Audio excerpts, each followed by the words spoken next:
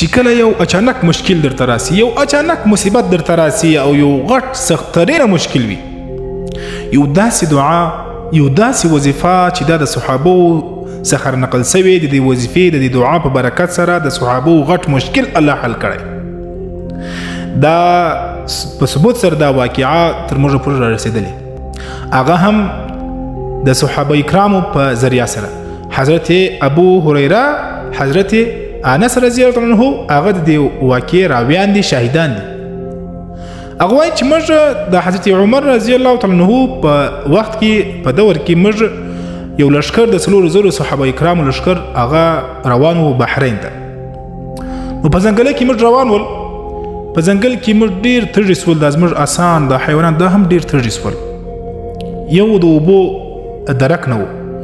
نو په دې وخت کې خلکو شکایت وکړي د لشکر امیر چې ولو دغه اعلی بن حضرمه دغه یو صحابي و. د چې کله دغه شکایت واورېدی د خپل آس څخه راشوسو، 2 رکعات یې وکړل او بیا یې دا دعا وکړه. بیا دا دعا وکړله چې د دعا په برکت سره الله رب العزت باران ووروي. دومره باران وورېدی چې دوی ټوله په دې اوبو سره وبسول، د دوی حیوانان وبسول او دوی بالکل تازه سول او مخ ته روان سول. هغه دعا زه درته ښیم، خو لږ صبر وکړي. چې کله دوی موږ مخ ته روان سولو، هلته یو نهر و چې هغه نهر څخه موږ نسو اوښتلی، خو د حضرت عمر رضی الله عنه حکم دا و چې تاسې به دغه نهر هم پاسوي او د نهر اخوا ته به ځئ ځان به رسوئ. خو موږ سره نه یو کښتۍ وه، نه یو پل و، نه یو بله ذریعه وه.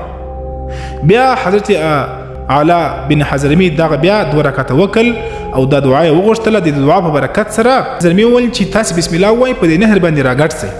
چې کله دوی بسم الله وویله، په دې نهر باندې ورګډ سول.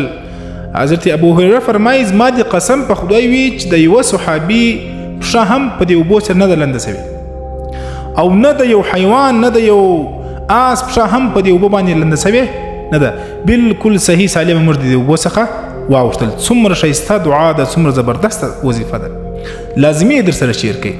هغه دعا دا ده: یا حلیم یا علیم یا علی یا عظیم.